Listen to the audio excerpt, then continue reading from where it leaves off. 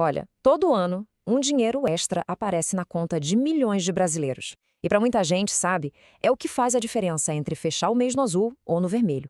A gente está falando do abono salarial. Um nome que todo mundo conhece, mas que, no fundo, a história, as regras, o impacto de verdade, tudo isso ainda é um mistério para a maioria.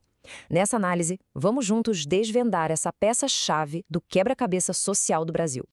E é aqui que está o grande paradoxo, né? Pensa bem, é um dos maiores programas de transferência de renda do país, movimenta bilhões de reais. Mas o que ele é exatamente? Por que ele existe? E a pergunta que não quer calar: quem de fato tem direito a esse dinheiro?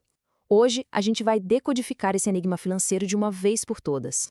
Para a gente ter uma ideia do tamanho disso, olha só esse número: mais de 20 milhões de trabalhadores. Essa é a quantidade de gente que todo santo ano recebe o abono salarial. Então não é um benefício para um grupinho pequeno, é um verdadeiro fenômeno de massa, com impacto, olha, gigantesco. Ok, nosso primeiro passo nessa jornada é entender a real natureza desse benefício. Porque, e isso é importante, ele é muito, mas muito mais do que um simples bônus. Ele é uma peça fundamental na grande engrenagem social e econômica do nosso país. E é crucial a gente entender isso logo de cara. O abono salarial, ele não é um presente, não é um agrado. Ele é uma ferramenta econômica pensada para funcionar. Ele alimenta o consumo, principalmente no mercadinho do bairro, ajuda as famílias a pagarem dívidas e dá aquela aquecida na economia em momentos-chave do ano. É dinheiro público, sim, mas injetado direto na base da pirâmide, onde ele gira mais rápido. Certo. Agora vamos para a parte prática, para o como funciona. Porque a maior parte da confusão sobre o abono salarial está justamente aí, nos detalhes, nas regrinhas. Então a nossa missão aqui é simples. Vamos desmistificar cada critério, um por um, sem deixar dúvida. Então, vamos lá, a definição oficial. O que é? É um benefício que se recebe uma vez por ano, de até um salário mínimo, destinado a trabalhadores de baixa renda. E aqui tem um ponto-chave: a origem do dinheiro. São fundos públicos. E só isso já nos leva para uma distinção fundamental. Olha, é uma confusão clássica, mas vamos esclarecer de vez. Muita gente acha que abono salarial e 13º são a mesma coisa, mas não são. São coisas completamente diferentes. O 13º é uma obrigação da empresa, do empregador. Já o abono, não. Ele é um benefício social. Quem paga é o governo, com o dinheiro do fundo PIS/PASEP. São dois mundos totalmente separados. Beleza, então a pergunta principal: quem tem direito? Pensa numa espécie de checklist com 4 itens. Tem que dar ok em todos eles. Primeiro, a renda. No ano anterior, a média do salário tem que ter sido de, no máximo, 2 salários mínimos. Segundo, tempo de trabalho. Precisa ter trabalhado pelo menos 30 dias com carteira assinada. Terceiro, tempo de cadastro. Tem que estar inscrito no PIS ou no PASEP há pelo menos 5 anos. E o quarto, que é super importante: a empresa precisa ter enviado as informações corretas para o governo. Se tiver um errinho aqui, a pessoa pode perder o direito. E agora vem uma das dúvidas mais frequentes que existem, pode apostar. Com tanta gente se tornando microempreendedor individual, o MEI, ou trabalhando como autônomo, a pergunta é inevitável. E a resposta é direta: não. MEI e autônomo não têm direito. Por quê? Porque o abono salarial foi desenhado para o trabalhador com carteira assinada, com vínculo pela CLT. Para a lei, o MEI é visto como um empregador e não como um empregado. Por isso, fica de fora. Agora vamos derrubar outro mito bem comum: a ideia de que todo mundo que tem direito recebe um salário mínimo inteirinho.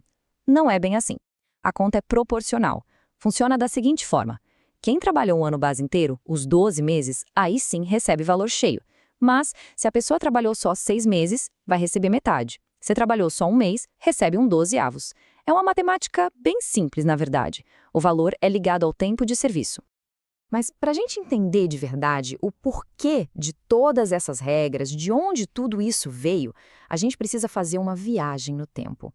A história do abono salarial está totalmente conectada com um dos períodos mais complexos e transformadores da nossa história recente. Imagina o cenário. Estamos nos anos 70, pleno milagre econômico. O Brasil crescia num ritmo impressionante, mas a riqueza ficava concentrada. Foi exatamente nesse contexto que o governo da época criou o PIS, para os trabalhadores da iniciativa privada, e o PASEP, para os servidores públicos. A ideia original era criar uma espécie de participação nos lucros para os trabalhadores. E o abono salarial nasceu daí, como um fruto desses dois programas. E essa era a essência da coisa, a missão original. O abono foi pensado como um jeito de pegar uma pequena fatia de toda a riqueza que o país estava gerando e distribuir, todo ano, para os trabalhadores que ganhavam menos. Era, no fundo, uma política social com um DNA totalmente econômico. Ok, vamos saltar no tempo de volta para os dias de hoje. Como é que aquela ideia lá dos anos 70 se reflete na prática, agora? Qual é o efeito real, concreto, desse dinheiro na vida das pessoas e na economia do país?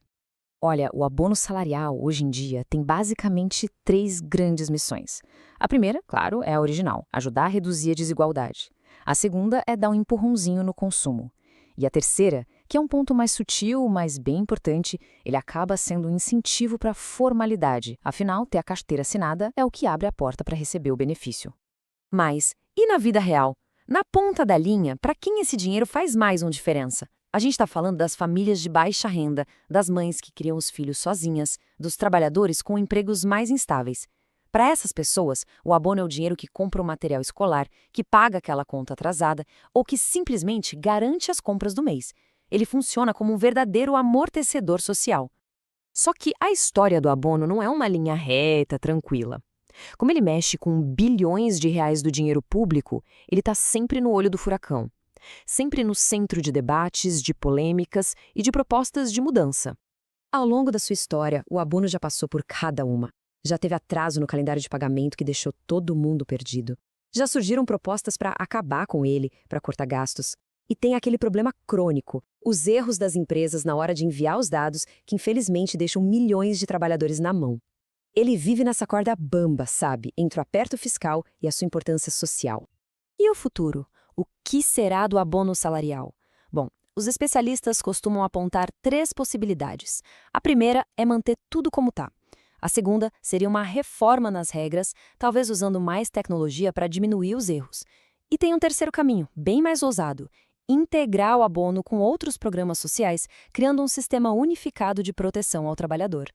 E no final das contas, talvez a melhor forma de resumir o que é o abono salarial seja essa. Para quem olha os grandes números do governo, ele pode parecer só mais uma linha numa planilha. Mas para quem recebe, ele pode ser a linha que separa a tranquilidade da preocupação. Um benefício com uma história rica, regras complexas e um impacto humano que número nenhum consegue medir direito. E esse é o seu verdadeiro significado.